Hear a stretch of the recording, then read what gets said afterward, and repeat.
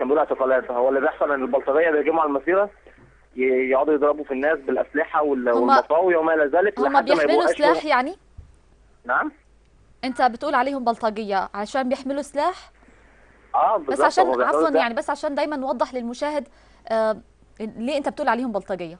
اه بص عليك، هو اللي بيحصل ان هي بتبقى المظاهره ماشيه سلميه جدا، واكبر دليل على سلميتنا ان احنا بنبقى واخدين معانا زوجاتنا واخواتنا وبناتنا واطفالنا الصغيرين، ما بنبقاش هدفنا ان احنا نعتدي على حد. بنفاجئ بيهم بيخرجوا علينا بالسلاح وما الى ذلك. فانا حابب بس اوضح عليك ان الاعتقالات مش من الشرطه بس، ده هو البلطجيه بيهجموا على المتظاهرين لحد ما بيسلموهم للشرطه اشبه بجثه هامده. وانا الكلام ده شفته قدام عيني النهارده، يعني بيهجموا مثلا على حد ما مم. يقرب من 10 15 واحد من البلطجيه، بيضربوا فيه بالمطاوي والسنج والركل والضرب بالايد والرجل، وفي الاخر يبقى اشبه بجثه هامده، يسلموه بعد كده للشرطه. ده يحتسب من الاعتقالات. طبعا الاصابات بالخرطوش كانت بالعشرات النهارده. ده اللي حصل لغايه ما المسيره فضت. بعد كده احنا بقى لما اضطرينا نفض بسبب هجوم المدرعات علينا، انطلقنا للشوارع الجانبيه، اتفرقنا، فاكيد حصل اصابات اكثر واعتقالات اكثر يعني. يعني من وصفتهم ببلطجيه بيعتقلوا مشاركين في المظاهره ويسلموهم للشرطه؟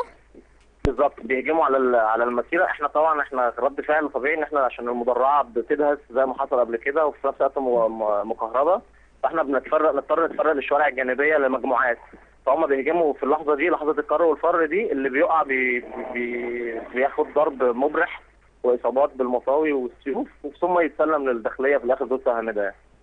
كان معنا الصحفي اسلام الاسكندريه وقال انه الاصابات والاعتقالات بالعشرات، هل هذا اه صحيح؟ صحيح. الاصابات والاعتقالات بالعشرات ان لم تكن زادت. يعني انا خليني اكلم حضرتك ان انا دلوقتي واقف بكلمك من 3 دقائق بالظبط، انا كنت معدي من شارع في منطقه سيدي بشر تحديدا اسمه شارع 15.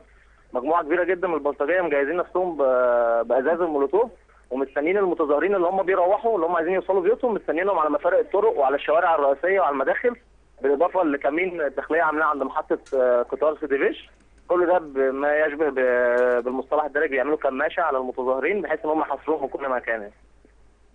هم. هي قوات الشرطه والجيش اطلقت قنابل الغاز، فهل اه الاصابات اختناقات فقط ام هناك اصابات اخرى؟ حصل اختناقات كتير. هي الشرطه ما ضربتش غير قنبلتين غاز بالظبط. يعني هم. هو واضح ان هو كان الخطه الموضوع ان هم يضربوا قنبلتين يفرقونا، وبعد كده البلطجيه يبداوا يقوموا بالمهمه التاليه يعني. يعني ولكن الاصابات اختناقات. كان في حالات اختناقات كبيره جدا، منهم اطفال للاسف.